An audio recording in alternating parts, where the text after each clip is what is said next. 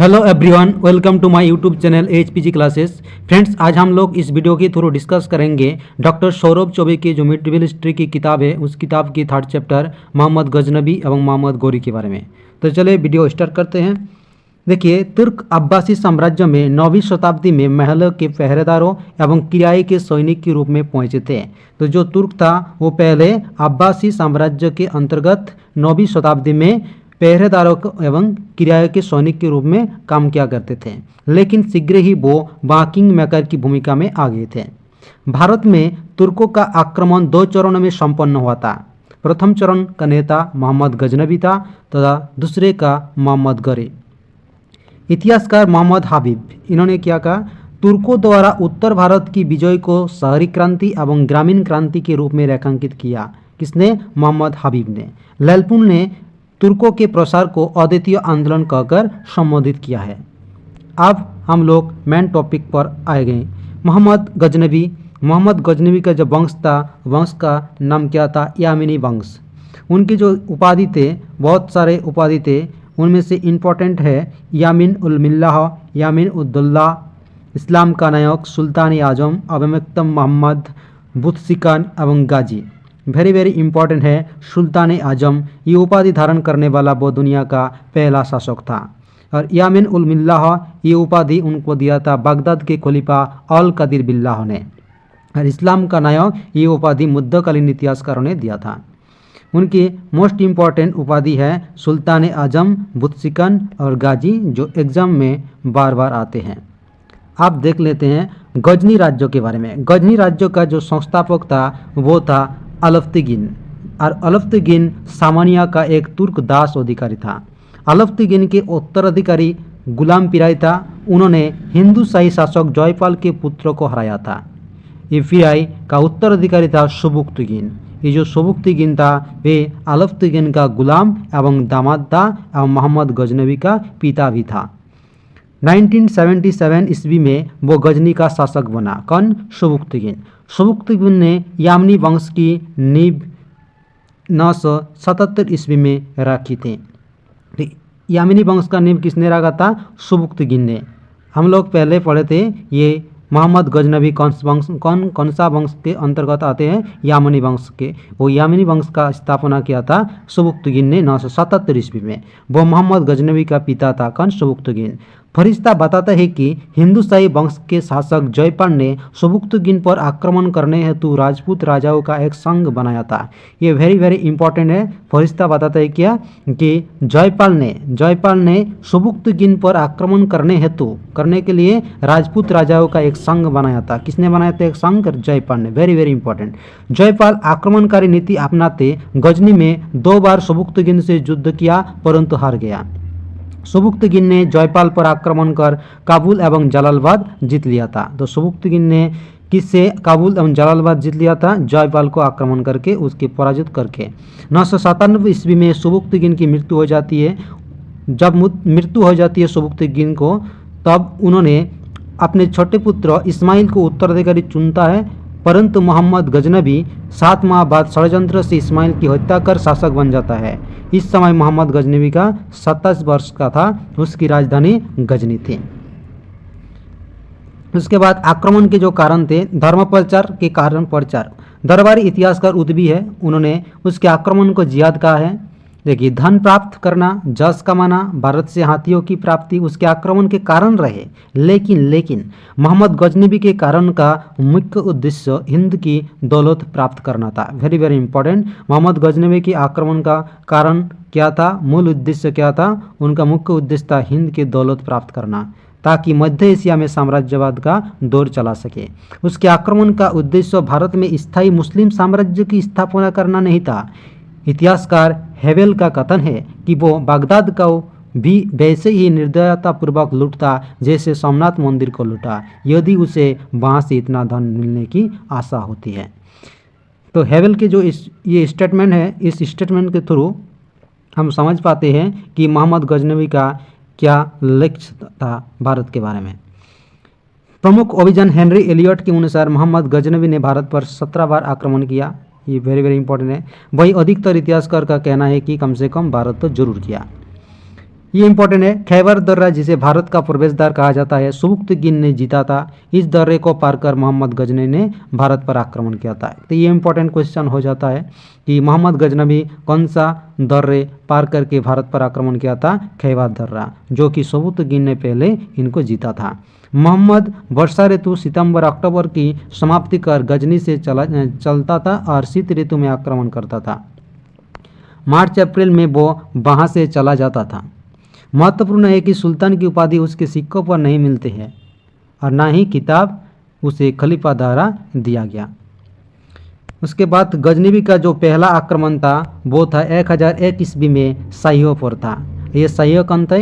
ये राज्य चिनाब नदी से लेकर हिंदकुश पर्वत तक विस्तृत था। शाही राज्य काबुल, पंजाब आदि क्षेत्र इसमें सम्मिलित थे। किसमें? शाहियों के अंतर्गत। अल्बेरुनी शाही शासकों को कनिष्कों का वंशज बताते हैं। अल्बेरुनी जो एक इतिहासकार है जो मोहम्मद गजनवी के साथ भारत में आया, उन्होंने कनिष्कों का वंशज बताता है शाहियों को। एक ब्राह्मण कल्लार ने लल्ली शाही वंश की स्थापना की, जो कि ब्राह्मण शाही या शाही के रूप में जाने गए।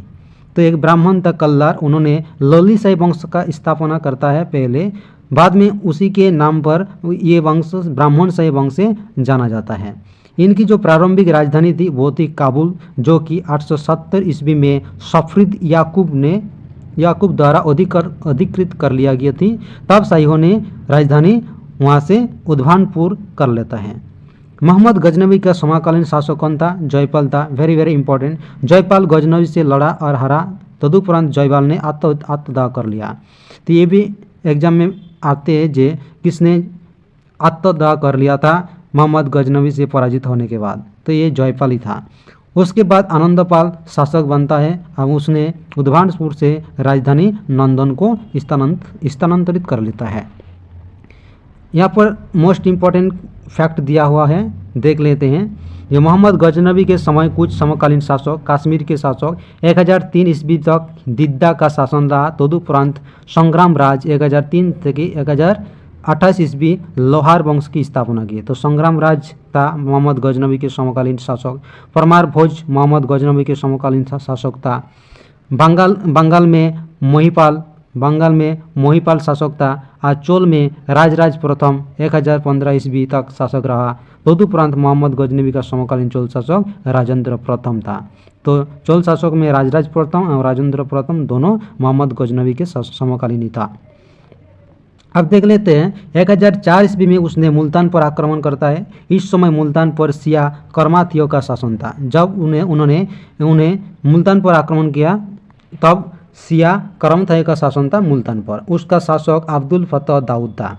और शासक कौन था? Abdul Fateh Daud. Very very important.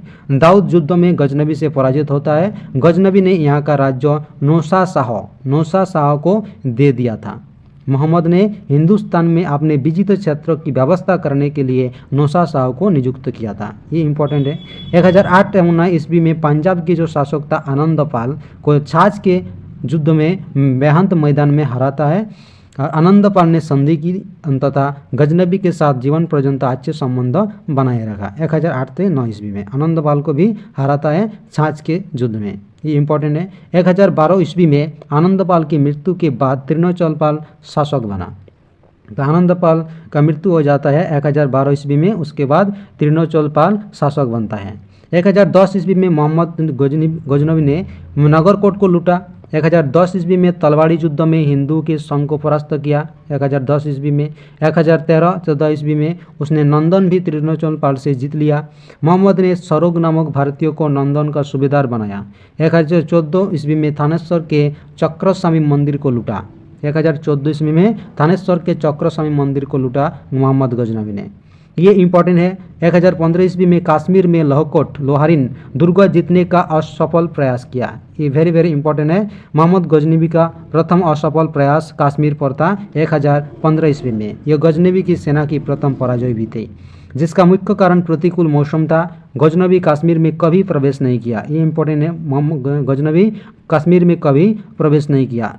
इसके पश्चात उसने 1021 ईस्वी में भी कश्मीर को जीतने का असफल प्रयत्न किया। तो कश्मीर पर 2 बार असफल प्रयत्न किया था मोहम्मद गजनवी ने, 1015 में 1021 ईस्वी में। उसके बाद 1018 ईस्वी में गजनबी ने पहली बार गंगा घाटी में प्रवेश किया और क्रमशः बरन या बुलंदशहर, मथुरा, वृंदावन तथा कनौज पर हमला किया।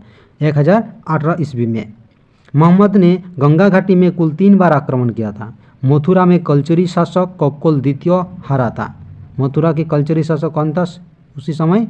कोक्कोल द्वितीय, जो कि मोहम्मद गजनबी से हारा था। मथुरा के निकट महावन में बरन का जोदुवंशी शासक कुलचंद पराजित हुआ था। कनौज पर प्रतिहारों का शासन था। समकालीन प्रतिहार शासक कौन था? राज्यपाल। कनौज पर जब आक्रमण किया तो प्रतिहार का शासन था और कनौज का शासक कौन था? राज्यपाल। राजधानी कनौज छोड़ के भाग गया था। कौन? राज्यपाल। ये इम्पोर्टेंट है। वो मोहम्मद का सर्वाधिक फायदेमंद आक्रमण साबित हुआ। इसी समय बगदाद के खलीफा ने मोहम्मद को भारतीय विजयों का समाचार लाने वाले उसके दूत का विशिष्ट सम्मान भी प्रदान किया था। 1019 ईस्वी में मोहम्मद ने कलिंजर दुर्गों को घेरा डाला। कब? 1019 ईस्वी में कलिंजर दुर्गों को घेरा डाला क्योंकि यहाँ के शासक विद्याधर चांदेल इसे मुस्लिम लेखकों ने सर्वाधिक शक्तिशाली शासक बताया। ये इंपॉर्टेंट है। विद्याधर चांदेल को मुस्लिम शासकों ने सर्वाधिक शक्तिशाली शासक बताया था। जब कलिंजर दुर्ग को घेरा डाला तब विद्याधर चांदेल ने कनौज के नए शासक त्रिनोचलपाल एवं पंजाब के शाही शासक त्रिनोचलपाल के, 2 त्रिनोचलपाल थे, एक कनौज के त्रिनोचलपाल और एक शाहियों के, पंजाब के जो शाहियों के थे वो त्रिनोचलपाल को मिलाकर एक संघ का निर्माण किया था। कौन? विद्याधर चांदेल ने। इस संघ का प्रमुख कौन था? विद्याधर था। मोहम्मद गजनबी ने ग्वालियर या कलिंजर के दुर्गों को घेरा डाला लेकिन निर्णायक शक्ति परीक्षण ना हो सका, अर्थात सफल नहीं हो पाया। विद्याधर ही वो चांदेल शासक था जो मोहम्मद से पराजित नहीं हुआ। ये इंपॉर्टेंट है। विद्याधर चांदेल शासक था जो कि मोहम्मद से पराजित नहीं हुआ था और दोनों के बीच संधि हो गई थी। विद्याधर ने मोहम्मद की प्रशंसा में गीत लिखा था तो मोहम्मद ने उसे 15 किले इनाम में दिए थे। ये इंपॉर्टेंट है। उसने अपने शत्रु सल्जुक के पुत्र को बंदी बनाकर कलिंजर दुर्ग भेजा। मोहम्मद गजनबी ने 1020-21 ईस्वी में लाहौर पर आक्रमण करके 1020-21 में लाहौर पर आक्रमण करके पुनः त्रिनोचलपाल को हराया। इसी समय 1022 ईस्वी में पंजाब का गजनी राज साम्राज्य में विलय कर लिया गया। पंजाब कब गजनी साम्राज्य में विलय होता है? 1022 ईस्वी में अरियारुक पंजाब का सूबेदार नियुक्त होता है। उसके बाद इम्पोर्टेंट 1025 ईस्वी में गुजरात के सोमनाथ मंदिर पर मोहम्मद का आक्रमण हुआ। सोमनाथ मंदिर वेरी वेरी इंपॉर्टेंट। कब आक्रमण किया? 1025 ईस्वी में। समकालीन जो चालुक्य शासक था वो था भीम प्रथम, जिसने गजनबी के चले जाने के बाद इस मंदिर का पुनर्निर्माण करवाया। ये इंपॉर्टेंट है कि किसने सोमनाथ मंदिर को पुनर्निर्माण कराया था? भीम प्रथम ने। 1027 ईस्वी में सिंध के जाटों के दंड देने हेतु वो अंतिम बारात आया। 1030 ईस्वी में मोहम्मद गजनबी की मृत्यु हो गई।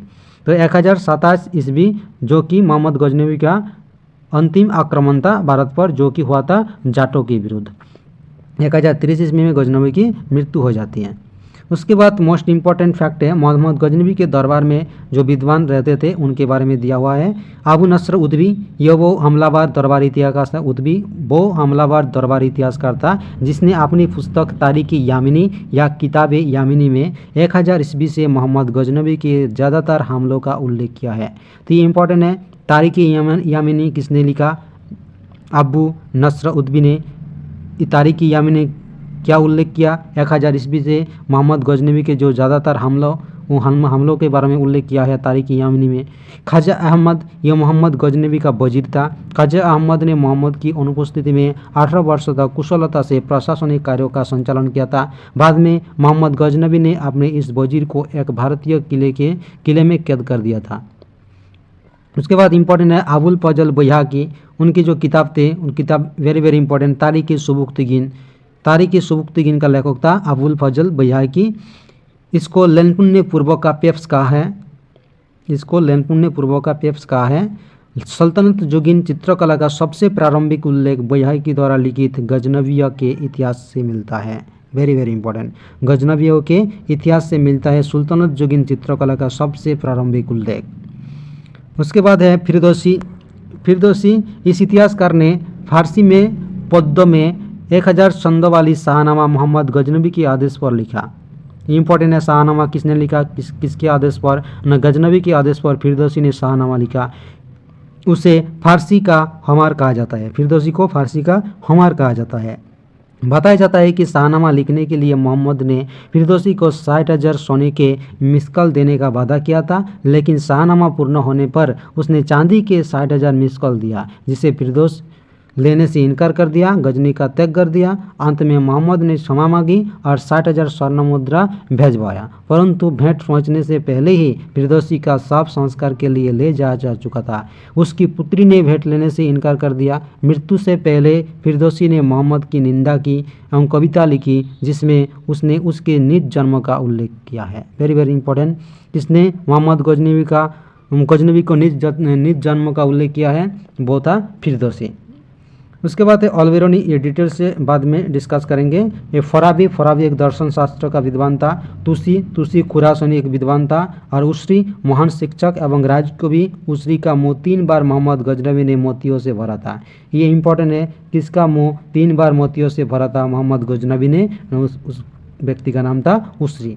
सैयद सलार मसूद गाजी मोहम्मद गजनवी के एक सैनिक, जिनका मकबरा बहराइच में है। मोहम्मद गजनवी के दरबारी कवि फारूकी ने मोहम्मद द्वारा लाहौर में बनवाई गई निगार खाना चित्रवितिका का उल्लेख किया है। इसमें मोहम्मद गजनवी का भी सविया या व्यक्ति चित्र है। वो पहला सुल्तान था जिसने अपना रूप चित्र बनवाया था। नवार नदी पर मोहम्मद ने बाड़ी सुल्तान बांध तथा गजनवी में एक विश्वविद्यालय, पुस्तकालय एवं अजायबघर बनवाया। उसके द्वारा निर्मित मस्जिद शाह मद्रासे को पूर्व का आश्चर्य कहा जाता है। मुस्लिम शासकों में सर्वप्रथम मोहम्मद गजनवी ने ही भारतीय ढंग के सिक्के चलाए। इंपॉर्टेंट है, मोहम्मद गजनवी पहला शासक था जिन्होंने भारतीय ढंग से प्रथम सिक्का चलाया था। इन सिक्कों को दिल्ली वाला कहा गया है, जिनका वजन 56 ग्राम था। उसके बाद ऑल्बेरोनी, मोस्ट इंपॉर्टेंट, इनके बारे में दिया गया है। उपनाम, इनका जो उपनाम था वो था अबू रेहन। इनके उपाधि था विद्यासागर। वेरी वेरी इंपॉर्टेंट, भारतीय ब्राह्मण द्वारा प्रदत्त ये उपाधि था। प्रथम मुस्लिम भारतविद ऑल्बेरोनी था। जन्म कहाँ था? खिवा में, खराजिम में हुआ था। मृत्यु 77 वर्ष की आयु में गजनी में इसका मृत्यु हो गया था। विशेष क्या थी? ऑल्बेरोनी पहले मुसलमान थे जिन्होंने संस्कृत सीखा तथा भारत तथा गीता एवं पुराणों का अध्ययन किया। ये इंपॉर्टेंट है, जिन्होंने संस्कृत सीखा, पहले मुसलमान, और गीता एवं पुराणों का अध्ययन किया। इंपॉर्टेंट है, उनकी जो किताब है वेरी वेरी इंपॉर्टेंट, किताबुल रहेला या किताबुल हिंद या तहकीक हिंद या मिन मकाला, एक ही किताब का नाम है।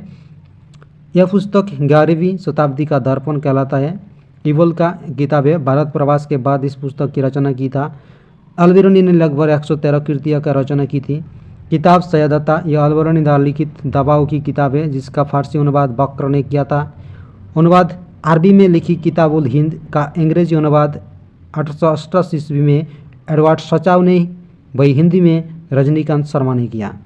तो जो किताबुल हिंद का किताब लिखा था ऑल्बेरो ने, उनका जो अंग्रेजी अनुवाद वो किया था एडवर्ड सचाव ने 1880 ईस्वी में, और हिंदी में उसका अनुवाद किया था रजनीकांत शर्मा ने। ये इंपॉर्टेंट है। ऑल्बेरोनी मामूनी वंश के खराजिम शाह के राजनीतिक सलाहकार थे। ऑल्बेरोनी मामूनी वंश के खराजिम शाह के राजनीतिक सलाहकार थे। इंपॉर्टेंट है। मोहम्मद गजनवी ने जब खराजिम जीता तो वहीं से युद्धबंदी के रूप में ऑल्बेरोनी को पाया था। मोहम्मद ने ऑल्बेरोनी को राज ज्योतिष के पद पर नियुक्त किया था। वो 1018-19 ईस्वी में मोहम्मद के साथ भारत आए थे। तो ऑल्बेरोनी कब भारत आया था? 1018-19 ईस्वी में मोहम्मद के साथ भारत आए थे। ऑल्बेरोनी भारत में 10 वर्ष रहे। कितना वर्ष? 10 वर्ष। इंपॉर्टेंट है। और 1030 ईस्वी के आसपास किताब उल हिंद की रचना की। उनका जो मुख्य किताब था, इंपॉर्टेंट किताब किताब उल हिंद, उनका रचना किया था 1030 ईस्वी में। ऑल्बेरोनी को मोहम्मद के पुत्र मसूद से भी राजकीय संरक्षण प्राप्त हुआ। ऑल्बेरोनी दार्शनिक था, गणितज्ञ था, समाजशास्त्री था, चिकित्सक था, ज्योतिषविद था। इन्होंने पतंजलि के योग सूत्रों को अरबी भाषा में अनुवाद किया। ये इंपॉर्टेंट है। पतंजलि के योग सूत्रों का अरबी भाषा में अनुवाद किया ऑल्बेरोनी ने। वे योग सूत्रों को सूफी मत के समकक्ष मानते थे। वो कहती है कि आत्मा के बारे में सूफी सिद्धांत पतंजलि के योग सूत्रों की भांति है।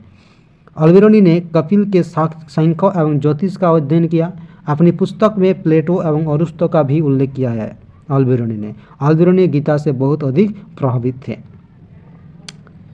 उसके बाद किताबुल हिंद ऑल्बेरोनी का भारत सर्वेक्षण। इस पुस्तक को कुल 80 अध्याय है जिसमें सर्वाधिक वर्णन खगोल शास्त्रों के बारे में हुआ है। स्टैनली लेल्पुन ने किताबुल हिंद को टकराती तलवारों, जलते शहरों और लूटे जा रहे मंदिरों की दुनिया के बीच पूर्ण रूप में निष्पक्ष अनुसंधान का जादुई द्वीप कहा। तो ये स्टेटमेंट इम्पॉर्टेंट है। इसमें भारत के कई नगरों का विवरण देशांतर सहित दिया गया है, लेकिन अल्बेरुनी ने दक्षिण भारत के राज्यों के विषय में कुछ नहीं लिखा। तत्कालीन राजनीतिक जीवन का बहुत कम उल्लेख करते हैं, राजनीतिक जीवन का कम उल्लेख करते हैं और दक्षिण भारत के बारे में कुछ नहीं लिखा। तो इम्पोर्टेंट यही थी। तो अगले वीडियो में हम देखेंगे मोहम्मद गौरी के बारे में। तो वीडियो देखने के लिए धन्यवाद।